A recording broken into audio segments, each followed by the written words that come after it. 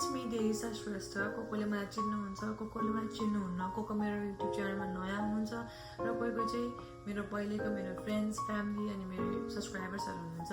So again, it's me Deisa Shrestha and I'm from Nepal. So right now म चाहिँ US मा छु. म चाहिँ आफ्नो चाहिँ ब्याचलर्स डिग्री इन नर्सिङ चाहिँ US मा गरिरहेको छु and yes, नेपालमा चाहिँ I'm a registered nurse and I don't know मैले भिडियो सुट गरिरहेको छु. I'm not sure I'm gonna post this or not, but just मैले सुट चाहिँ गरिरहेको छु हैन. And like I think like 2-3 weeks अघि चाहिँ I posted a story मेरो Instagram मा by saying should I continue my YouTube journey अथवा स्टार्ट गरौँ कि नगरौँ फेरि भनेर चाहिँ पोस्ट राखेको थिएँ. And मैले चाहिँ एकदमै धेरै माया सपोर्ट एकदम पोजिटिभ रेस्पोन्स चाहिँ पाएको थिएँ क्या. अनि like you have to do that, you should continue that भनेर चाहिँ मलाई धेरैजनाले सपोर्ट गरिरहनु भएको थियो. अनि आई थिङ्क उहाँहरूकै साथ सपोर्ट र मोटिभेसनले गर्दाखेरि चाहिँ आइएम जस्ट कन्टिन्युङ दिस कि now I'm gonna do this भनेर चाहिँ मैले चाहिँ यो सुट गरिरहेको होइन. नट इभन द्याट मैले चाहिँ लिटरली हुन्छ नि एउटा पुरै फर्मेट जस्तो बनाएर चाहिँ मैले एउटा त्यो प्रिपेयर गरेको थिएँ क्या. लाइक यस्तो यस्तो भन्छु, यो कुराहरू चाहिँ राख्छु, यो त्यो गर्छु so that I didn't miss anything भनेर चाहिँ मैले गरेको थिएँ होइन. अनि कस्तो भन्दाखेरि चाहिँ फ्रेङ्कली स्पिकिङ अब एकदम 1-1.5 वर्ष अगाडि चाहिँ म युएस आउनुभन्दा अगाडि I posted a video by सेङ I think I got my visa for US भनेर. अनि त्यसपछि टोटली डिस्कन्टिन्यू भयो कि. द थिङ इज डिस्कन्टिन्यू भएको चाहिँ थिएन. मैले चाहिँ हुन्छ like let's go with me from Nepal to US टाइपको एउटा भिडियो चाहिँ गराउँछु भनेर सोचेको थिएँ मैले. एन्ड मैले चाहिँ सुट पनि गरेको थिएँ होइन. बट देशको लाइफमा प्रब्लम मिलेको के नि भनेर. But finally I am back. अनि युएसमा आएको पनि यत्रो 1.5 वर्ष भयो होइन. नेपालमा एज अ नर्स काम गरेको 3 वर्षसम्म ओटीमा अझै होइन. एउटा इन्भाइरोमेन्टमा बसेको, एउटा इन्भाइरोमेन्टमा एउटा फ्यामिलियर भएको होइन, एउटा प्रोफेसनमा आफू इन्गेज भएको थिएँ. बट म चाहिँ I would say I am the luckiest because म काम गर्ने ठाउँदेखि लिएर म पढ्ने इन्भाइरोमेन्टदेखि लिएर हरेक चिज भेरी लाइक एकदमै काम. अनि त्यस मेरो सिनियर्सहरू मैले एकदम राम्रो पाएँ क्या. कलेजको बाहेकको जब म एज अ नर्स नै भएर जब मेरो हातमा लाइसेन्सको सर्टिफिकेट नै आएर जबदेखि मैले काम गर्न थालेँ त्यतिखेरदेखि चाहिँ मेरो सिनियर्सहरू भनौँ कि मेरो जुनियर्सहरू भनौँ कि सबैजना चाहिँ एकदमै राम्रो पाएँ क्या मैले. साधारण आनन्द खालको लाइफ, आनन्द खालको जब, सबै आनन्द खालको थियो मेरो चाहिँ. मैले चाहिँ नेपालमा हुँदाखेरि चाहिँ 2टा ठाउँमा काम गरेको थिएँ. एउटा चाहिँ सप्तगण्डकी प्राइभेट हस्पिटल अनि अर्को चाहिँ सिएमसीमा. मेरो फर्स्ट काम चाहिँ सप्तगण्डकी हस्पिटलमा थियो जुनमा चाहिँ I think I had work for 2 years.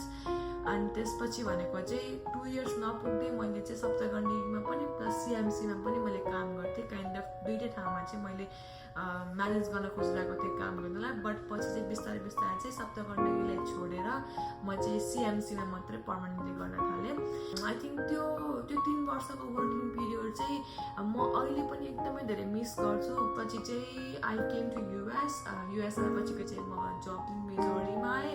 त्यसपछि चाहिँ के भयो भन्दाखेरि चाहिँ एउटा यस्तो पिकमा थिएँ नि त म त लाइक बिजी लाइफ, यो गर्ने त्यो गर्ने यस्तो उस्तो लाइक यता पनि काम गर्नु परेछ, उता पनि छ, यहाँ छ त्यहाँ छ होइन. अनि हामीतिर सबै स्टप.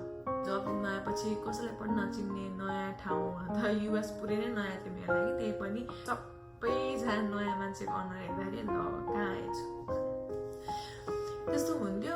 बट मैले चाहिँ यहाँ आएर साथीहरू पनि राम्रै पाएँ. मेरो आउनबित्तिकै राम्रै साथीहरू पाएँ जो चाहिँ अहिले पनि मसँग हुनुहुन्छ. They were still with me, still in touch with me. कतिजना ट्रान्सफर लिएर जानुभयो, कतिजना चाहिँ यही नै हुनुहुन्छ. बट स्टिल दे लाइक हुन्छ नि एउटा होमसिक भन्ने चाहिँ जतिसुकै साथी बनाए पनि, जतिसुकै जे गरे पनि, जतिसुकै इन्जोय गरे पनि होमसिक त हुन्छ मान्छे. बट एउटा सर्टेन पोइन्टको लागि, सर्टेन पिरियडको लागि चाहिँ साथीभाइले पनि एउटा राम्रो रोल चाहिँ हुन्छ नि, एउटा राम्रो रोल प्ले गरिरहेको हुन्छ कि.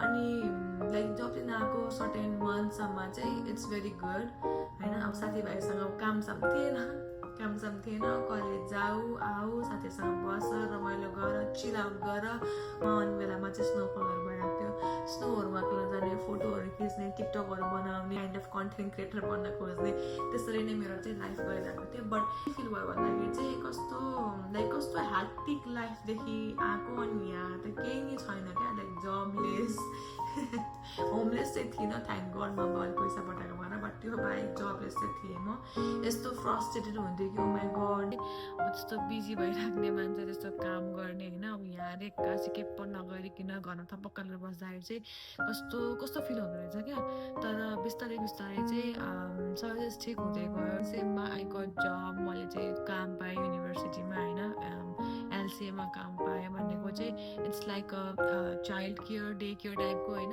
अनि अहिले चाहिँ हाम्रो यहाँ समर चलिरहेको छ समर ब्रेक 3 महिनाको ब्रेक चलिरहेको छ 2 मन्थ मात्रै बाँकी छ ब्रेक सकिनको लागि एन्ड त्यसपछि म फर्स्ट सेमेस्टरमा जान्छु म छिटो नर्सिङ स्कुलमा जान पाउँछु नर्सिङ स्कुलमा जान मिल्छ एन्ड देन फाइनली जुन मैले नेपालमा गर्न पाएको थिइनँ ग्रेजुएसन बिकज पिसिएल नर्सिङको ग्रेजुएसन हुँदैन नेपालमा एन्ड त्यो ग्रेजुएसन चाहिँ फाइनली म चाहिँ यहाँ युएसमा आएर चाहिँ गर्न पाउँछु भन्ने चाहिँ मेरो आशा मेरो भरोसा छ होइन हुन्छ सबै चिज ग्यादर गरेर कति त्यो मन बलियो गराएर हरेक चिज सोचेर अघि बढ्नुपर्छ भन्ने कुरा कसरी मोटिभेट मान्छेले मोटिभेट भऊ न भन्नु र आफू मोटिभेटेड हुनु is a very different thing मैले मेरो आत्मविश्वास ग्यादर गरेर मैले एक भिडियो बनाएको छु आई होप मैले भिडियो पोस्ट गरौँ इफ मैले भिडियो पोस्ट गरेँ भने please do like and subscribe to my channel अनि for further videos, further updates, please stay tuned. Bye bye.